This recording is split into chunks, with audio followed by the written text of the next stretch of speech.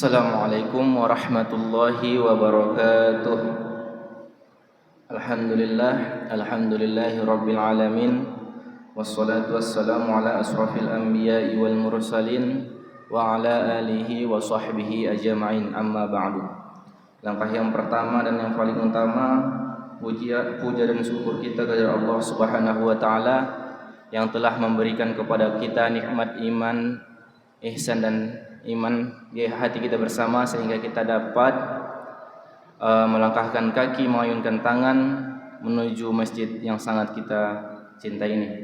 Langkah yang kedua, salawat dan salam mari kita sama-sama kirimkan ke arwah Nabi besar Muhammad sallallahu alaihi wasallam dengan lantunan doa Allahumma sholli ala Muhammad wa ala ali Muhammad.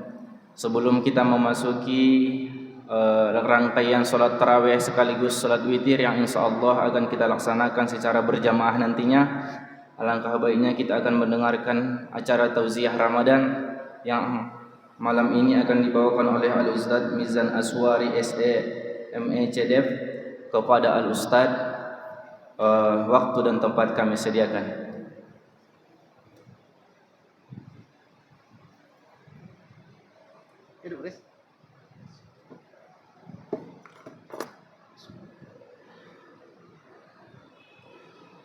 Assalamualaikum warahmatullahi wabarakatuh. Alhamdulillahi rabbil alamin. Wassalatu wassalamu ala asrafil anbiya'i wal mursalin wa ala alihi wa sahbihi ajma'in, amma ba'du. Qala Allah ta'ala fi kitabil karim, a'udzu billahi minasy syaithanir rajim. Bismillahirrahmanirrahim. Qad aflaha man zakkaha wa qad khaba man dassaha. Bapak Ibu jamaah yang dimuliakan Allah Subhanahu wa taala, pertama dan yang utama marilah kita perbanyak syukur kita kepada Allah Subhanahu wa taala.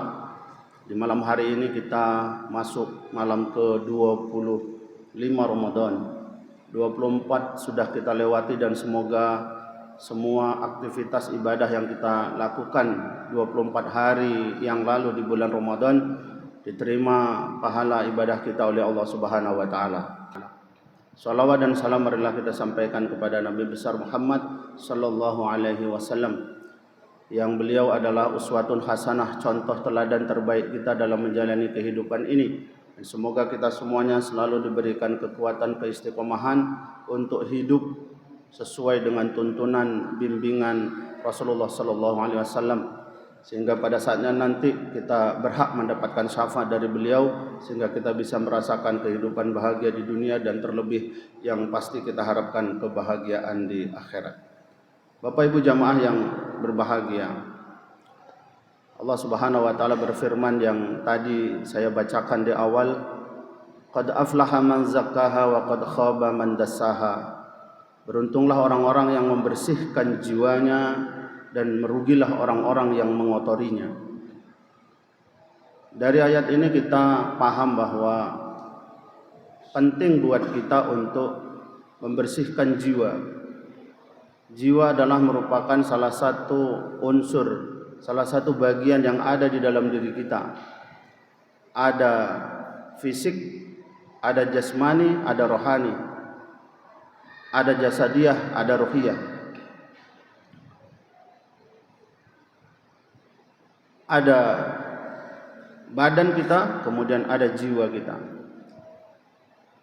Dan kalau kita ingin sadar bahwa pengaruh jiwa di dalam perilaku, sikap dan kehidupan kita ini sangat menentukan dalam kita menjalani kehidupan ini. Dan karena itulah secara tegas Allah mengingatkan agar kita semua selalu membersihkan jiwa kita. Karena kalau jiwa kita kotor, jiwa kita rusak, maka itulah yang disebut dengan sakit jiwa, begitu. Dan ini yang sekarang ini banyak sekali dialami dan dirasakan oleh banyak orang. Sakit jiwa karena kesombongan, sakit jiwa karena kedengkian, sakit jiwa karena kemaksiatan dan lain sebagainya.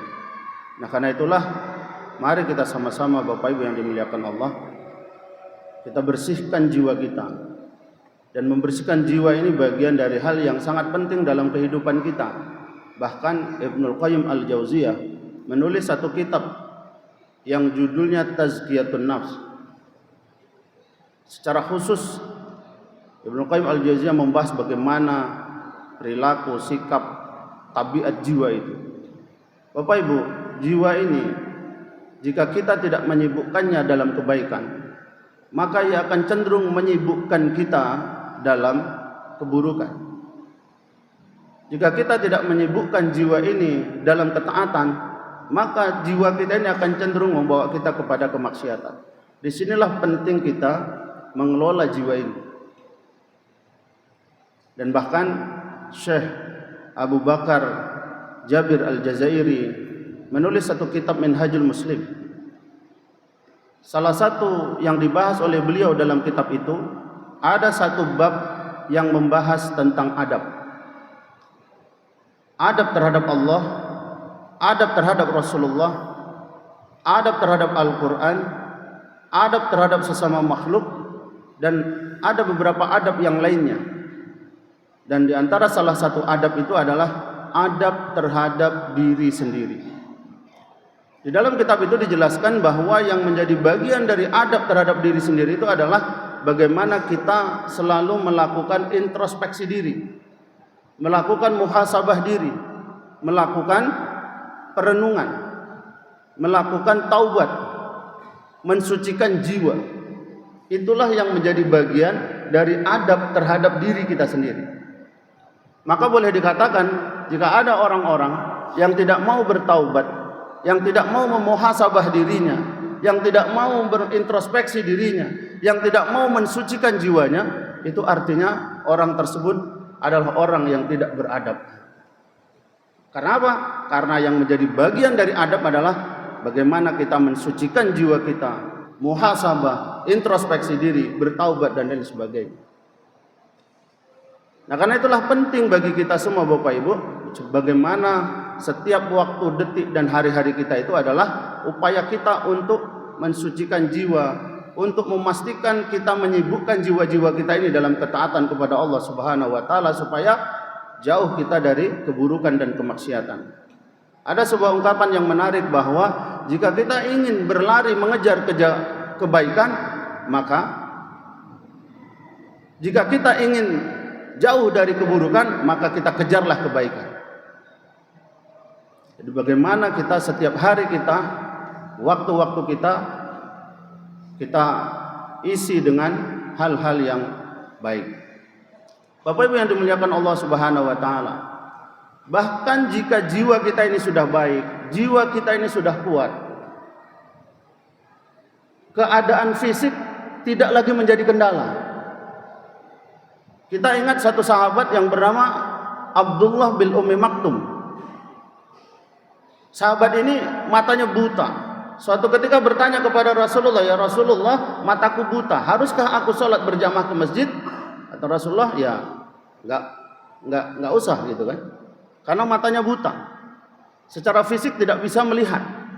Tapi kemudian Rasul berbalik, "Apakah engkau mendengarkan suara azan?" Kata Abdullah bin Ummi Maktum, "Ya, saya mendengarkan azan. Terdengar oleh saya panggilan azan." Maka kata Rasulullah, "Maka engkau harus sholat berjamaah ke masjid." Dan sejak itu Bapak Ibu sampai akhir hayatnya Abdullah bin Ummi Maktum tidak sekalipun meninggalkan sholat berjamaah ke masjid. Padahal matanya buta. Inilah orang-orang yang matanya buta sekalipun tapi jiwanya hidup, mata batinnya hidup, jiwanya bersih, jiwanya kuat, fisik sudah tidak lagi menjadi kendala lagi baginya. Datang ia terus-menerus sampai akhir hayatnya berjamaah ke masjid. Nah, sekarang coba kita lihat betapa banyak orang yang mata kepalanya terbelalak lebar, tapi karena mata hatinya buta, sehingga mereka tidak lagi kuat melangkahkan mata kakinya untuk datang ke masjid. Inilah sakit jiwa yang banyak dialami oleh manusia saat ini, orang-orang yang ada di kalangan kita pada saat ini. Matanya bisa melihat dengan jelas, mana hitam, mana putih, mana besar, mana kecil, jelas olehnya terlihat dunia ini, tapi karena mata hatinya buta, justru mereka akhirnya tidak kuat untuk menunaikan ketaatan kepada Allah Subhanahu wa taala. Kita ingat ada seorang tokoh namanya Sayyid Qutb. Beliau ditangkap oleh penguasa pada saat itu karena dianggap melawan pemerintah. Di dalam penjara beliau disiksa dengan siksaan yang tidak ringan. Tapi karena kekuatan jiwanya, deraan fisik, siksaan secara fisik tidak membuat ia lemah. Justru di dalam penjara itu kemudian beliau menulis satu kitab tafsir Al-Quran. Itulah dia tafsir Fi Zilalil Quran. Kita ingat seorang tokoh namanya Syekh Ahmad Yasin, pemimpin pejuang Palestina menghadapi Zionis Israel. Kakinya lumpuh, tidak bisa berjalan. Secara fisik beliau lumpuh. Tapi pada saat itu beliaulah satu-satunya orang yang paling ditakuti oleh Israel. Karena apa? Karena sangat berani melawan kezaliman dan penjajahan Israel terhadap bangsa Palestina. Dan akhirnya beliau dibom hancur ba'da subuh hari. Jiwanya yang kokoh, jiwanya yang bersih mengantarkan akhir hayat jihad di jalan Allah Subhanahu wa taala, dan insyaallah mati syahid. Yang paling dekat dengan kita, Buya Hamka, ditangkap di penjara oleh Soekarno selama 2,5 tahun tanpa pengadilan, tanpa kejelasan apa salahnya dan seterusnya. Beliau dikekang, beliau dipenjara secara fisik. Tapi justru dalam penjara itulah kemudian Buya Hamka menerbitkan satu kitab tafsir namanya Tafsir Al-Azhar. Dan bahkan tokoh-tokoh itu membuat karya-karya besar pada saat secara fisik mereka dikekang di penjara, tapi karena kekuatan dan kekokohan jiwa mereka, mereka justru menjadi tokoh-tokoh panutan kita. Dan bahkan ketika Soekarno sudah wafat, ketika Soekarno meninggal dunia, ada satu pesan yang dititipkan untuk disampaikan kepada Buya Hamka. Agar apa? Agar Buya Hamka menjadi imam sholat jenazahnya Soekarno. Bayangkan Bapak Ibu yang dimuliakan Allah. Soekarno memenjarakan Buya Hamka 2,5 tahun tanpa kejelasan apa salahnya, tanpa pengadilan. Terus ketika wafat, sebelum wafat Soekarno berpesan agar Buya Hamka mau berkenan menjadi imam sholat jenazahnya Soekarno, orang yang telah memenjarakannya. Coba. Dan apa yang terjadi Bapak Ibu? Dengan senang hati, dengan keikhlasan, dengan kebesaran jiwanya, Buya Hamka bersedia menjadi imam bagi jenazahnya Soekarno.